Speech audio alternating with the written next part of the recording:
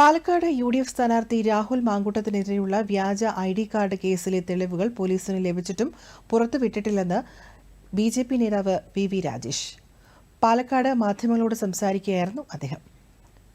Palakkad UDF സ്ഥാനാർത്ഥിയുടെ ശ്രീ രാഹുൽ മാങ്കൂട്ടത്തിൽ അദ്ദേഹം youth Congress സംസ്ഥാന പ്രസിഡന്റ് സ്ഥാനത്തേക്ക് മത്സരിച്ചപ്പോൾ വിജയം നേടുന്നതിലേക്കായി വ്യാജ തിരിച്ചറിയൽ കാർഡ് നിർമ്മിച്ചതായിട്ടുള്ള ഒരു വിവരം പുറത്തു വരികയും അതിൻ്റെ അടിസ്ഥാനത്തിൽ ബി.ജെ.പി സംസ്ഥാന അധ്യക്ഷൻ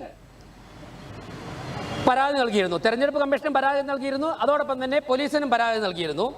അതിൻ്റെ അടിസ്ഥാനത്തിൽ തിരുവനന്തപുരം സിറ്റി പോലീസ് കമ്മീഷണറുടെ മുമ്പാകെ ഹാജരായി ബി.ജെ.പി സംസ്ഥാന അധ്യക്ഷൻ തന്നെ ആവശ്യമായ ഞങ്ങളുടെ കയ്യിൽ ലഭ്യമായ തെളിവുകൾ സമർപ്പിച്ചിരുന്നു, അതോടൊപ്പം തന്നെ മൊഴിയും കൊടുത്തിരുന്നു. അതിൻ്റെ തുടർച്ചയായിട്ട് അന്വേഷണം നടത്തി തിരുവനന്തപുരം സെൻട്രൽ യൂണിറ്റ്, ക്രൈംബ്രാഞ്ചിൻ്റെ തിരുവനന്തപുരം സെൻട്രൽ യൂണിറ്റാണ് അന്വേഷണം നടത്തിയത്. അന്വേഷണം നടത്തി അവർക്ക് കൃത്യമായ വിവരങ്ങൾ പുറത്ത് കിട്ടി.